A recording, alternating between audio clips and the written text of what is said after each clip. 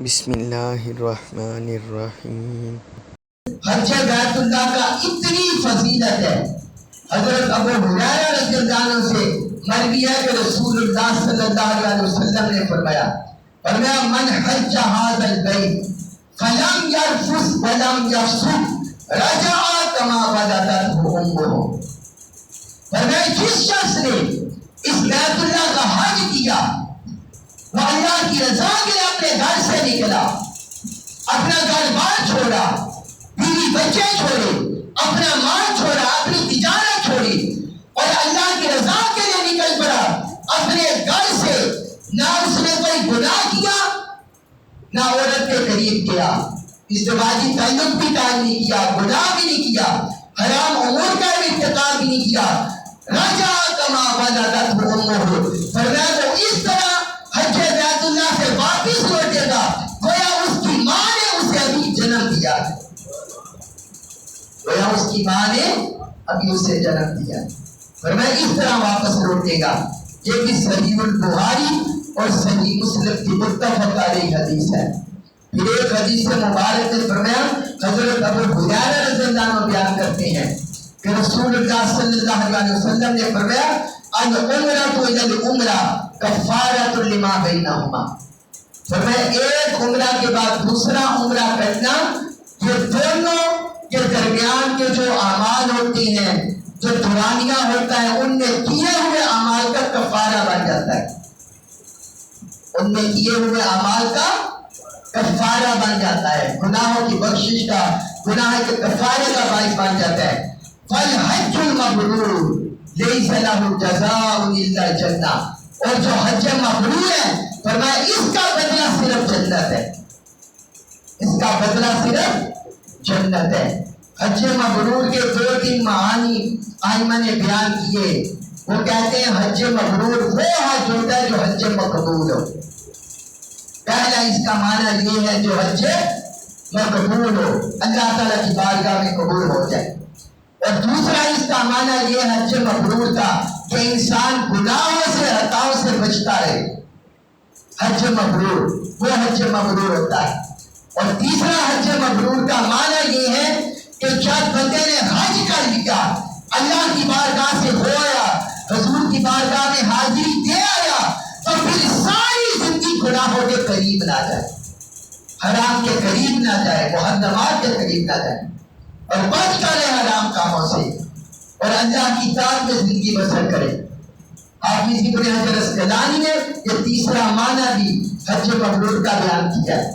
وہ کہتے ہیں یہ تین معانی ہے۔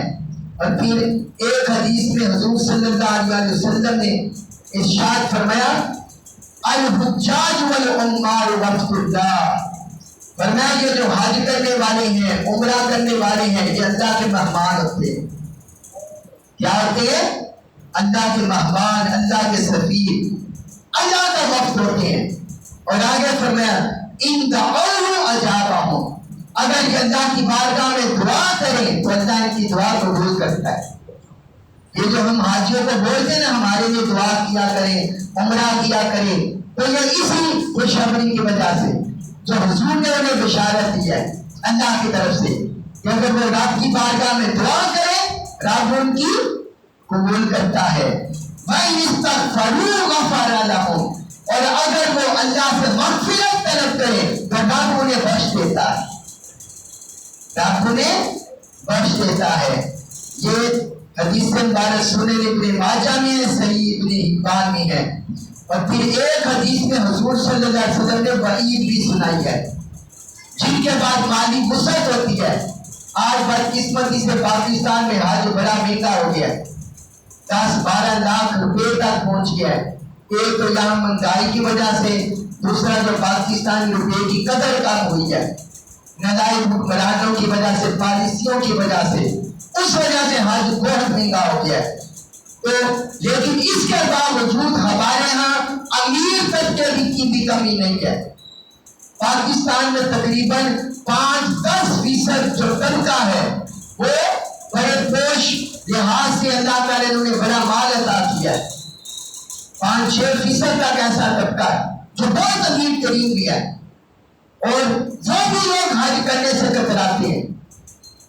اور پھر بعد جن کے اچھے کاروبار ہیں یا اچھی جاب ہے اگر ان کو ملا لیں تو یہ 10-15% تک بن جائیں گے، یعنی متوسط طبقے میں جو اوپر درجے کے ہیں، لیکن وہ بھی گھبراتے ہیں حج کرنے سے۔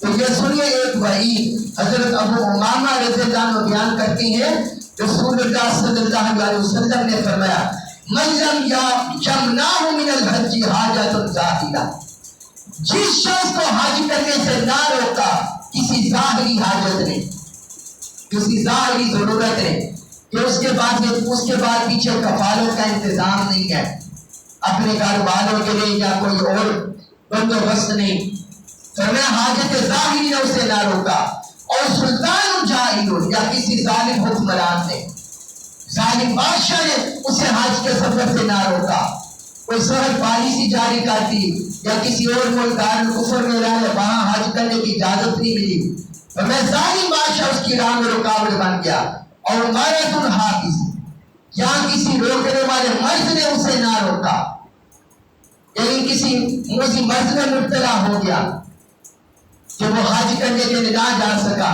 نہ پہنچ سکے، یہ 3 چیزیں چھوڑ کر ظاہری حاجت، ظالم حکمران اور مرض، موذی مرض، ان کے علاوہ اگر اسے نہ روکا فماتا، اور وہ اسی حال میں مر گیا، اسی حال میں مر گیا، تو فرمایا وَلَمْ يَحُجَّ، اور اس نے حج نہ کیا، فَلْيَمُتْ إِنْ شَاءَ يَهُودِيًّا وَإِنْ شَاءَ نَصْرَانِيًّا، تو پھر اللہ کو اس سے کوئی غرض نہیں ہے، جو اللہ کے حکم سے باغی رہا، محبت کرتا رہا، اپنے مال سے محبت کرتا رہا، کاروبار سے، بزنس سے محبت کرتا رہا، تو اللہ کو اس سے کوئی غرض نہیں، چاہے وہ یہودی مرے یا نصرانی مرے۔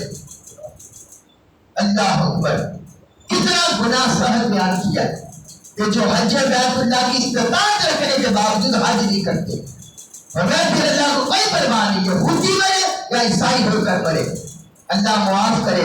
یہ سنن ترمذی میں حدیث ہے اور سنن دارمی میں حدیث ہے۔ اللہ تبارک و تعالیٰ سے دعا ہے کہ اللہ تعالیٰ ہمیں حج بیت اللہ کی فرضیت کو سمجھنے اور صاحبان استطاعت کو یہ رکن ادا کرنے کی توفیق عطا فرمائے۔